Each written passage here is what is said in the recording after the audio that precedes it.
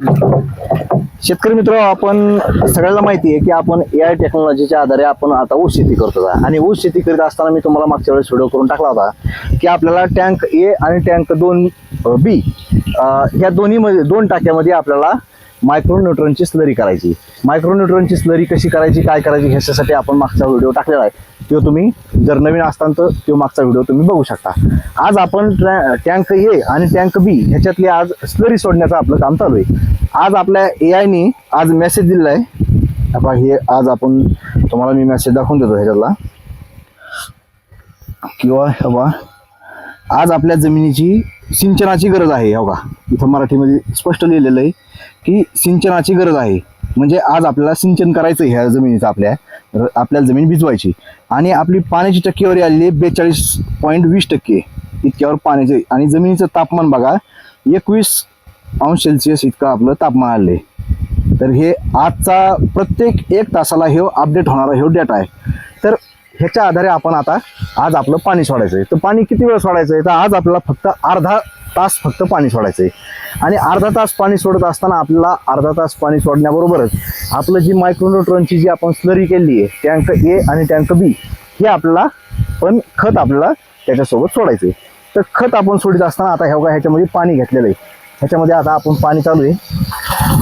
तर आणि हे पाणी आपल्याला एकत्र करायचं आहे कसं, तर अगोदर 1 नंबरला टँक A मधलं पाणी घ्यायचं कधी पण, टँक A मधलं. तर हे असं हलवून घ्यायचं सगळं अगोदर, असं व्यवस्थित सगळं हलवून घ्यायचं. आणि हलवल्याच्या नंतर आपल्याला 1 एकरला आपण हे दोन्ही पाणी 150 लिटर पाणी तयार केलंय. 150 लिटर कशासाठी केलंय, किंवा आपल्याला हे 10 वेळेस सोडायचंय.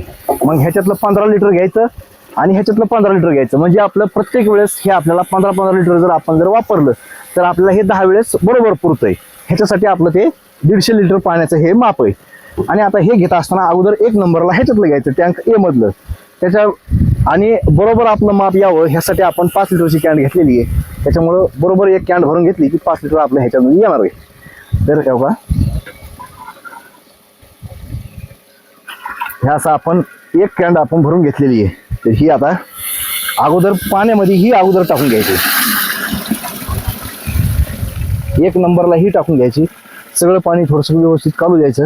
आणि 2 नंबरला परत आणखीन आपलं पाणी घेण्याच्या अगोदर कधी पण हे हलवून घ्यायचं. जे आपलं जे 150 लिटरचं द्रावण जे आपण तयार केलंय स्लरी, ही स्लरी अशी हलवून घ्यायची. ही अशी हलवायची आणि स्लरी हलवल्याच्या नंतर मग आपली पाण्याची कॅन भरून घ्यायची. आपण हे